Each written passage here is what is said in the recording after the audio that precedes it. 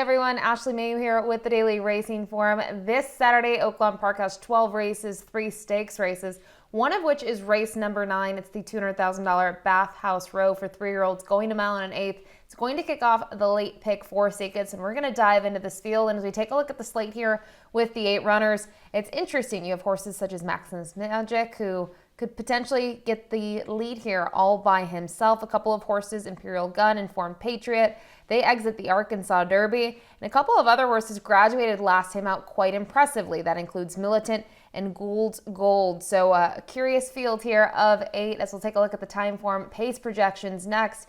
As I alluded to it, Maximus Magic, he was able to win the last time out gate to wire. It looks like on paper, at least based on those fractions alone, if he wants the lead in here, he's probably going to get it. Now on the outside, the 8 Count Dracula, he likes to be forward. You can see that in basically all of his starts.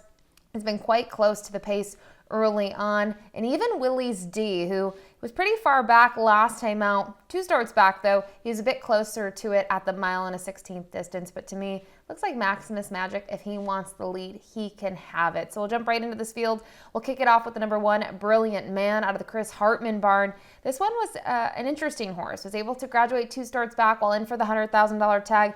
They regrouped, and in terms of the trip, I felt like early on he was further back than he wanted to be, but he still made a late run. He ended up finishing 5th, beaten by just under 3 lengths. Who finished in front of him, though? Maximus Magic and Count Dracula.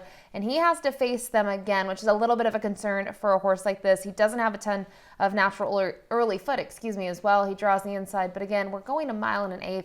I don't think post is the issue. I just wonder if he's up to the level as a couple of others in here. Now, the 2, Maximus Magic, we'll take a look at that most recent effort. As we look at the stretch run, this horse had to do it the hard way. He has that natural gate speed. He likes to be forward from it, and he had to take them gate to wire, and he gets really game here in those final jumps to the wire. He's able to hold off Count Dracula. Really had to kind of dig deep here. Now, the question is, a mile to a 1 1/8 miles. What's going to kind of happen and play out here? It could be a little far for him, but some of these horses, when they get the lead and they're lonely out front, they can prevail. So he's interested in here, curious to see what he'll go off at in this spot. The number 3, Imperial Gun's up next. This one out of the Steve Asmussen barn.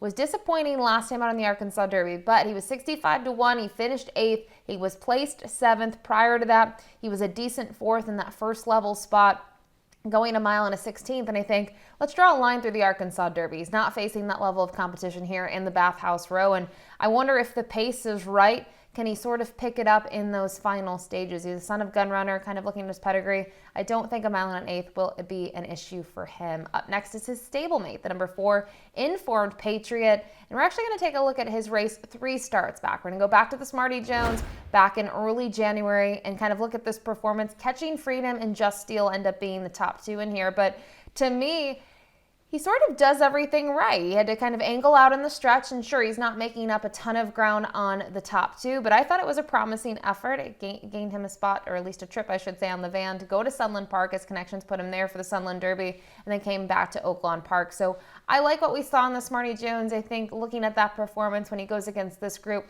this is probably a good fit for him. Another one that comes out of the Arkansas Derby, as I mentioned, he finished 5th in that event. Ricardo Santana Jr. was aboard in that Smarty Jones replay that we showed and is aboard him in this spot. Now, Militant, another one we have to take a look at a replay. I was visually impressed by this horse. I think looking at him on debut, he ran okay. He had to tackle the mud, but then to see him go a 1 1/16 miles in this race was very impressive. You can see he had a lot to do late. And you watch the stretch run, he's got work to do, but he's really going to pick it up. He's going to split horses. He's going to find his best stride late and kind of propel himself forward. And I thought the way that he did it was very impressive. I'm excited to see him now face winners. And obviously that performance gave his connections confidence to put him in this spot. And I think in terms of running style, he's going to get the right trip. I think Florent Giroux is going to put him in a position where he's not too far off of it early on.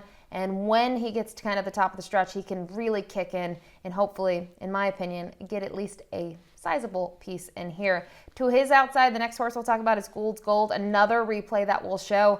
March 30th will go down as Kenny McPeak Day and Brian Hernandez Day at Oaklawn Park. They had several winners throughout the card. Brian Hernandez was honestly riding this track perfectly, and he's sort of making an aggressive move. Maybe that seemed a little bit early to most, but man, it paid off. Gould's Gold ends up getting up just in time. I like the way that this gray horse was able to do so. You can't miss this horse on the outside. Going to get up in time, and you wonder kind of how this is going to play out for this horse. That was a 6 furlong event. Has gone 7/8 at Churchill, then went a mile at Keeneland, had a little bit of a freshening, came back and tried 6 furlongs. I don't mind this horse stretching out, but I do think 6 furlongs to a mile and an eighth can be a tall task for a horse, especially second time off the layoff. But Christian Torres, he knows Oaklawn better than just about anyone. He's been very impressive there the last couple of seasons, and I'm expecting him to be able to get this horse in a good spot. Next up in here is the number 7, Willie's D, out of the Greg Compton barn.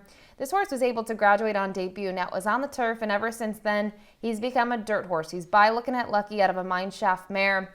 In terms of his races, it's been a mixed bag of apples. He's had a couple of glimmers here and there, one of which was 2 starts back. But again, like a few others in here, he exits that same race on March 28th, and he only had a handful of horses beaten. And my concern was, is he going to be too far shuffled back? In some of his races, he's been forward, or at least has a couple of horses in front of him.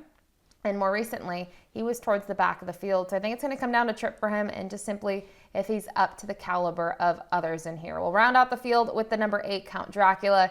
I mentioned he was a very game second to Maximus Magic. He was making up the ground late in that race and just couldn't get there in time. He was beating a neck, and if you want to knock him, that's happened twice in a row now, but he does get added distance. 2 starts back was over the mud, mile and a 16th at the fairgrounds, went to a mile at Oaklawn. Now he gets a mile and an eighth, and I don't think the distance is going to be an issue for him at all. I think he's going to really relish at this distance. He draws the inside, and obviously, pretty much since switching him over to the dirt, he's been extremely competitive. So excited to see what he can do. He does draw the outside in here. So that is the field of 8 for the Bathhouse Row. And in terms of top picks, when I looked at this field and just visually looked at replays and thought about the way the race might shape up, I landed on the 5, Militant.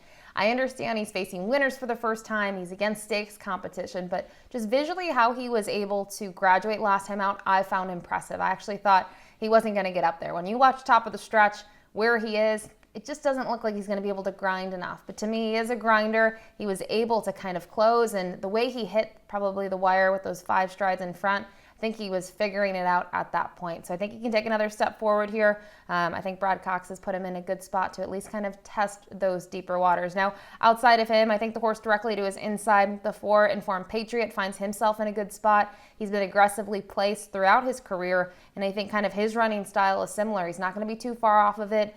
And he does have experience at a mile and eighth. I know he didn't fare too well, but he did split the field in the Arkansas Derby and now finds himself against lesser competition. And then just finally, the 2 and the 8 I thought were respectable out of that race back on March 28th. Maximus Magic looks to be the lone speed in here. He could certainly hang around for a share. And Count Dracula, he's been closing. He also likes to be a bit forward as well. He should be in a good striking kind of position when they hit the top of the stretch. But for me, I'm going to see what Militant can do. Thought his maiden score was very impressive. It's the Bathhouse Row. It's race number 9 this Saturday at Oaklawn. Good luck.